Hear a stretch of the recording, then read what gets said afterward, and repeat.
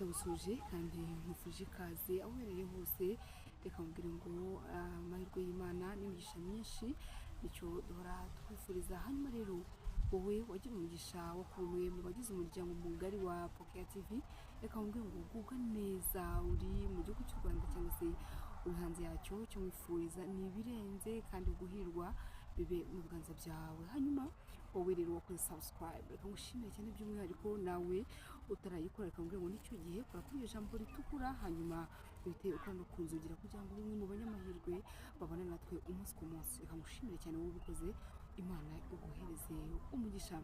So uyu munsi rero murabibona kuri kamera za Pokea TV, tuhafite nyine umugabo, ni umukozi w'Imana, ni umuntu urangwa no gukora Imana mu buryo bwinshi nyine butandukanye. Niyo mpamvu tugiye kuganira nawe mukarushaho nyine kunguka byinshi bijyanye n'iby'ubugingo ndetse n'iby'umubiri, impuguro nyinshi zitandukanye ndetse n'ubujyanama. Reka dutangiye nyine tumwakira aho atwibwira. Ni karibu cyane, tubahaye ikaze. Murakoze cyane, Imana yo mu ijuru ibahe umugisha. Amazina nitwa Ndayisaba Celestin, ndi umugabo, ndubatse, mfite umudamu umwe n'abana 4. Ndumva ari uko mpagaze. Murakoze cyane. Hanyuma uri umukristo muri itorero, niba bitagoranye ko mwatubwira? Ndi umukristo, itorero nkoramo ntabwo riteye isoni, ndi umwadeperi. Amina. Hanyuma mu rugendo rwanyu rw'agakiza hakize igihe kingana iki mwakira Yesu Kristo mwami ukiza ubugingo bwanyu, cyangwa se mwavutse n'undi mu muryango ukijijwe mukomereza ndagira ngo mubidusangize? Ntago navukiye mu muryango ukijijwe, navutse ndi umugaturika. Yego. Byaje kugenda gute kugira ngo muhindure itorero? Naje guhindura itorero bitewe n'uburwayi nari mfite. Bandangira ko mu barokore basengera abantu bagakira, ahandi byari byaranze, ngiyeyo rero bansengeye nkize ngumamo gutyo. Yego.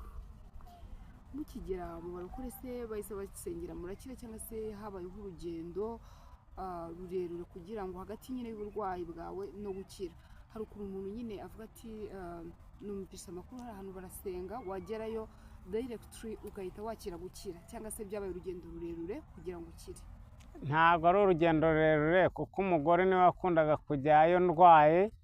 Ubwo rero yagerayo bakamuhanurira, akamubwira bati ufite umugabo warwariye mu nzu wapfiriyemo, ariko ndi Imana imukijije, akaza akabimbwira. Ntabwo nari nzi uko Imana ivuga, nta nubwo nari nzi ko basengera umuntu agakira. Ubwo yarabimbwiye, ndumva harashize igihe gitoya mw'urwo rugendo agenda agasengera abantu, asengana n'abantu. Ubwo nanjye mu gihe gitoya baransengeye, nanjye ndakira. Imana ishimwe. Murakoze cyane. Muratubwira ati madame niwe wakunda gusengera akenshi, bakamuhanura akamubwira ati mu nzu ufite umuntu urwaye. Hanyuma nubwo bamubwiraga gutyo ari imvugo y'Imana, we ntabwo yigiraga ababwira ko afite umuntu urwaye mu rugo, ahubwo yumvise we Imana ibihishuye agira kwizera muri we. Yego, ni Imana yabihishuraga, ntabwo yagendaga ngo atange icyifuzo, ahubwo we barabimubwiraga, Imana yabihishuye. Ni byiza cyane kandi Imana ishimwe. Hanyuma mukimara kugerayo mukakira uko gukira, ni igitangaza gikomeye. Niho mwahise mufashe umwanzuro muravuga ati sinzasubiza amaso inyuma, muhita mukomeza kumwakira n'agakiza? Bitewe n'inzira nari naranyuzemo nivuza, bitewe n'abantu n'ukuntu najyaga gusenga ahandi mu yandi matorero macaca bikanga. Ubwo nahise mfata umwanzuro maze gukira, ndavuga nti bitewe n'aho nanyuze n'ibyo naciyemo byose, mfashe umwanzuro ngiye gukorera ahangaha, ubundi Imana ibinshyigikiremo. Imana ishimwe cyane. Hanyuma nifuza kumenya se urugendo rwose rwatangiye kuva icyo gihe kugeza na n'isaha, haba hashize igihe kingana iki mukiri mu gakiza? Ndumva naratangiye muri 2010 niho natangiye. Bivuze ngo mu myaka 16 irimo gushira. Yego. Imana ishimwe, ni ukuri yo igikomeza abantu bayo mu rugendo yabatangije. Ariko se rero muri urugendo rw'agakiza abantu benshi ndetse na Bible bivuga ko kwikorera umusaraba cyangwa se kwemera gukurikira Yesu Kristo ni ukwikorera umusaraba. kandi muri uru rugendo rw'agakiza habamo ibirushya n'ibigeragezo. Ese mwambwira ibanga mwakoresheje kugira ngo kuva icyo gihe kwizana n'isaha mube mugikomeye mu by'agakiza? Ndabizi mwagiye muhura n'ibindi bikomeye, kuko ntabwo wambwira ngo uru rugendo rwose uhura n'ibiryoshye gusa n'ibinesheje umutima wawe, ibyo byose n'ibigeragezo bibaho. Ni ukubera icyo utageze igihe wumva urananiwe, wumva ubivuyemo, usubije amaso inyuma? Ni iki cyagushoboje gukomera wumva ko izi saha ukiri umukristo? Imyaka 16 ni myinshi. Ni ukuvuga ngo ubundi iyo Imana igushaka hari icyo ibanza kugutinyisha, hari icyo ibanza kukwereka, ku buryo icyo kintu nugisubiramo uzongera ukamera nk'uko wari umeze. Ubwo rero njyewe Imana kuko yanshakaga yarabanje irareka buriya burwayi bungeraho ububasha. Bumaze kungeraho ububasha, aho nkiriye nubwo bavuga ngo ibya Yesu ngo ni ukwikorera umusaraba, uwo nari nikoreye w'uburwayi wari urenze uwa Yesu. Ubwo rero njye nkimara kubona yuko uwo mutwaro uwunkuyeho, nararebye ndavuga nti nintafata umwanzuro ngo nifatire umwanzuro, Imana irankijije, amafaranga narayakoresheje biranga, narirwaniriye biranga, none ubu ngiye gufata umwanzuro ubundi nkorera Imana, ku buryo ntazongera gusubira inyuma, kuko ninsubira inyuma nzasubiraho narindi naharenze. Ibyo bintu cyane nibyo byamfashe. Imana ishimwe cyane. Hanyuma rero mukimara kwinjira muri urugendo rw'agakiza kwizana n'isaha, ni iki kintu cyiza wabonye kirimo kurenza ibindi wabwira umuntu ukurikiye kino kiganiro aka kanya cyabasha nyine gutuma n'ubirimo ariko akaba ari guhura n'ibirushya n'ibigeragezo yagira imbaraga agakomeza? Ko hari igihe umuntu yumva ananiwe akumva ibintu agiye kubivamo. Hanyuma ugiye kunsangiza twebwe n'abakurikiye kino kiganiro aka kanya, utubwire ikintu cyakuryoheyemo cyane gituma udashobora kurekura uno mwami, kugira ngo n'udukurikiye bimukumbuze, donc yumve nawe arumva anyotewe. Yego murakoze. Ni ukuvuga ngo icya mbere mu gusenga habamo amahoro. Icyo nicyo cya mbere nabonyemo. Nta mahoro nari mfite mu myaka nari ndwaye, nari narabuze amahoro, ariko nkigeramo nabonye amahoro, ndatuza. Ibintu byo guhangayika n'ibintu byo kwihaba ibyo byahise birangira. Icyo kintu na n'uyu munsi bimpesheje amahoro, ari mu bantu, ari mu rugo iwanjye. Gusenga nagira nkubwire ngo ni imari. Murakoze cyane. Ni ibintu bintangaje cyane, kuko mu bantu benshi dukunze kuganira bakunda kumva ati muri Kristo harimo amahoro adasanzwe, amahoro mu mutima. Nubwo ati umuntu aba ari mu isi akaba yumva Imana yanjye afite ihumure, icyo ni ikintu muhuriyeho muri benshi. Rero nanjye birushijeho gukomeza kunyereka ko umuntu uri muri Kristo aba yumva koko iyi si aba yirimo ariko atayirimo. Nuko Imana iguha umugisha, ndumva mbyishimiye cyane. Hari intambara nyinshi rero abantu bajya bagira muri uru rugendo, ugasanga nyine umuntu arakubwira ati kuva natangira kwinjira mu gakiza kwizana n'aka kanya, hari intambara nigeze narwara cyangwa se urugamba rungeza kure, numva n'umutwaro undemereye kuri njye. Nubwo hari intambara mwaba mwararwanye ikomeye cyane, uretse buriya burwayi mwambwiye, iyo ntambara yaba ihari yigeze kuza mukumva ibyiringiro bibaye biki, ariko ugahita uvuga uti hari umwami namenye nagomba gusubira inyuma? Iyo ntambara yaba yarigeze kubaho?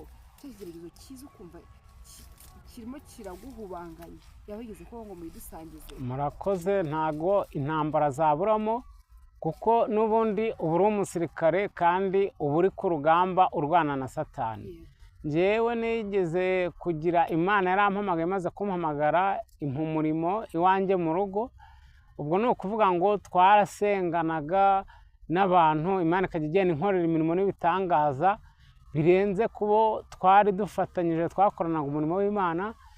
Bakabona ndakora biremera, kuko Imana yari yanyemereye kunshumbusha ibyanjye nari naratakaje. Noneho abantu bakajya baca intege abakristo twakoranaga, bakavuga bati niba musenga Imana nyamana mukorana n'uriya muntu, ni gute asubizwa mwebwe ntimusubizwe? Umuntu mubyukiriwe musenga, namwe akabaca inyuma akigira gukorera izindi mana, muri make akorana n'ikuzimu, agatera imbere mwebwe ntimutera imbere. Kandi koko arebesha amaso y'umubiri ugasanga ibyo bavuga ni ukuri, nibiba bigaragara. Izo ntambara ndazirwana, bashinga za niba turi ku ruhande kugira ngo babashe kundwanya, ariko izabo zigahirima, iyanjye irakomeza, barongera barangarukira. Ndavuga nti burya iyo Imana yaguhamagaye n'intambara ugomba kurwana nazo. Ibyo ngibyo ni ibintu nagiye mpura nabyo. birumvikana. Hanyuma rero mumaze kutubwira bimwe muri mwagiye mucamo mu by'urugendo rw'agakiza. Hanyuma ubu ngubu umuntu utaramenya Yesu Kristo, hari abari mu kabari, hari abakobwa n'abadamu usanga ku mihanda, hari abari mu bikorwa bitandukanye by'ubujura. Ndabizi neza ikiganiro abenshi muri abo nabo hari uzagira amahirwe, kuko Kristo ahamagara mu buryo bwinshi butandukanye. Hari umuntu ureba ikiganiro akumva rwose abuze amahoro, kuko pasiteri abantu benshi bajya bamuhamagara akabasengera avuga ati ngiye rwose niberaga ku muhanda, ariko muri iki kiganiro numva kinkoze ku mutima. Ati rero mbonye nimero yawe numva pe nifashe kuguhamagara.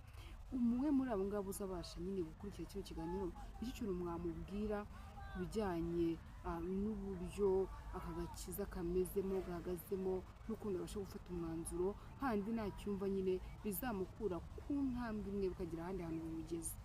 Yego murakoze. Nagira ngo mbabwire ngo ubundi umwanzuro ni wowe ugomba kuwifatira. Buriya nagira ngo nkubwire ngo inkono ihira igihe. Abantu si uko baba badashaka gukizwa, ahubwo ni uko igihe kiba kitari cyagera. Ariko ni ukuvuga ngo Yesu aravuga ngo tera intambwe imwe, izindi zisigaye nziguterere. Gira ubushake mu by'Imana, nayo izashyigikira umugambi wawe. Ni ukuvuga ngo rero ibi bintu bya Nyagasani, iyo wagize ubushake nawe aragushyigikira. Ni ukuvuga ngo ubundi urufunguzo umuntu niwe urufite ku giti cye. Ibi bintu bya Nyagasani nakubwiye ngo ni imari. Ngiye nigize kumara amezi 6 ntasinzira ku manywa na nijoro, narabuze amahoro.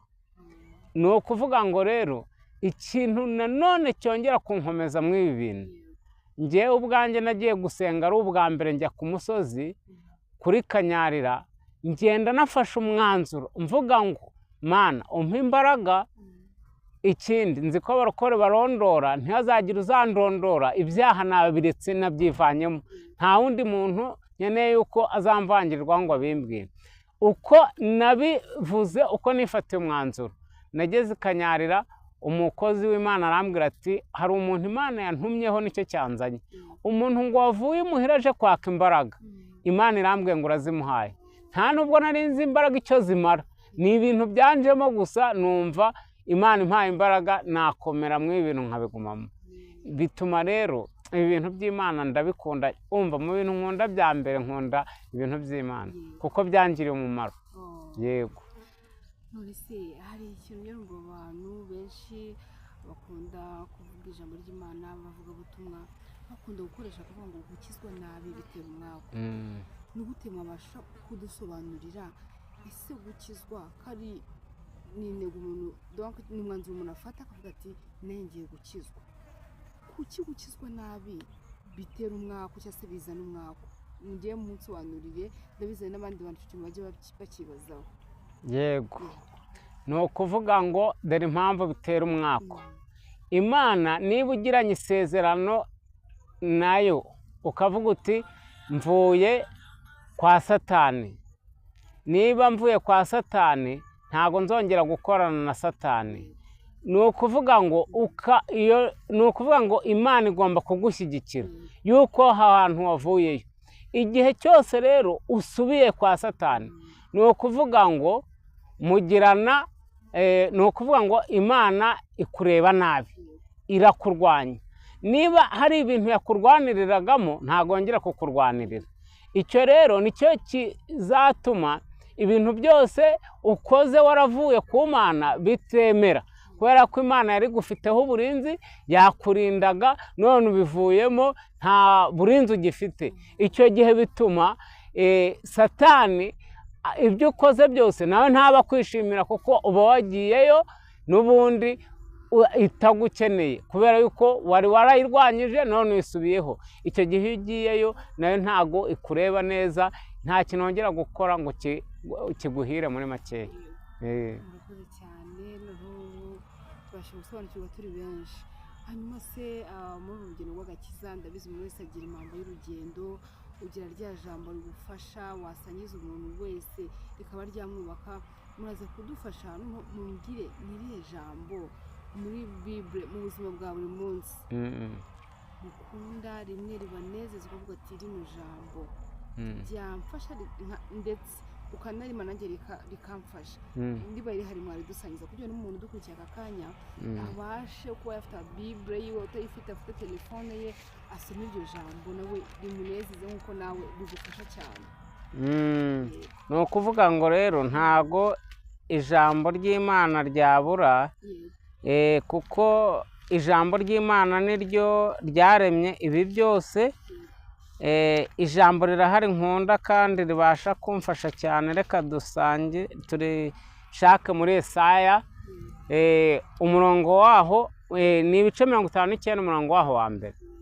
haravuga ngo dore ukuboko k'Uwiteka ntikwaheze ngo kunanirwe gukiza ngo n'ugutwi kwe ntikwapfuye ngo kunanirwe kumva ngo ahubwo gukiranirwa kwanyu niko kwabatandukanyije n'Imana yanyu. Haleluya. N'ibyaha byanyu nibyo biyitera kubima amaso ikanga no kumva nubwo twagarukira ibi birahagije. Yego. Iri jambo riramfasha ni ukuvuga ngo Imana ntago yananiwe kuba yadukiza. Ni ukuvuga ngo ubundi ikintu kidutandukanya n'Imana ni icyaha. Mu gihe icyaha wakiyambuye ubu uri umwe n'Imana. Imana ikorera muri wowe. Mu gihe rero wimitse ibyaha Imana yirukana muri wowe. Imana yo mu ijuru idufashe kandi Imana idushyigikira. Nagira nkubwire ngo rero yaba ari abantu babaga biringiye Imana ariko bakora ibyaha nagira mbabwire ngo ntago bihura. Ni ukuvuga ngo haba harimo urusika. Iyambura ibyaha numara kwiyambura ibyaha niba ari uburwayi n'ubundi Imana irakugenderera gukiza. Imana idufashe kandi tugire neza. Iri jambo rirumvikana ni ukuvuga ngo ibyaha byacu nibyo byadutandukanyije n'Imana. Nta kindi kidutandukanya n'Imana. Murakoze iri jambo ry'Imana ribafasha. Yego. Hanyuma mwe mudukurikiye mwumvise neza ko ibyaha bishobora gutuma utabona ubwiza bw'Imana, bishobora gutuma Imana itakugirira neza. Rero dufite kugira ngo tubanze twiyeze neza mbese umwenda wacu ubeho nta kizinga niba Imana izatwishimira kandi ikatujya neza. Hanyuma rero tugana ku musozo nababaza niba ari ikindi kintu wenda kiri ku mutima wanyu mwakubwira abantu dukurikiye aka kanya mukaba mwakibabwira cyangwa kidahari nabwo nta kibazo tukazasubira ubutaha. Yego murakoze ntago nakibura. Ni ukuvuga ngo ikintu nababwira nk'uko ugize kumbaza ngo gukizwa nabi ngo bitera umwaka. Ni ukuvuga ngo gukizwa ni inyungu z'umuntu ku giti cye. Amen. Ni ukuvuga ngo iyo ukijijwe neza ni inyungu kuri wowe no ku muryango wawe no ku bandi ukabasagurira. Ariko iyo ukijijwe nabi ni ukuvuga ngo bizanira igihombo urugo rwawe n'abazagukomokaho. Ni ukuvuga ngo rero ukizwa uri Nyagatare, ukizwe ninjoro, ukizwe ahantu bakuzi n'abatakuzi. Ni ukuvuga ngo Imana irahiherereye. Igihe cyose uhora uyitondaho uba inyangamugayo ahantu hose. Najya nkubwire ngo iryo ni ryo banga ryo gukizwa. Imana izakwishimira kandi Imana izagusindagiza mu mibereho yawe y'agakiza. Murakoze. Reka rero mbashimire cyane wowe ubanye natwe kuva mu ntangiriro y'ikiganiro kugera ku musozo. Nkubwira ko uri umuntu w'umumaro, nkubwira ko ari amahirwe menshi nyine yo kuba tugufite, nkubwira ko kandi ari umugisha n'utarakora subscribe nicyo gihe kugira ngo ujye ubona notifications igihe cyose dushyize ikiganiro gishyashya. kandi nimba ubonye ibiganiro byacu ukabikunda bikakubaka wibyererana bisangiza inshuti abavandimwe ababyeyi ndetse n'abaturanyi kugira ngo inkuru nziza ya Yesu Kristo irusheho kwamamara.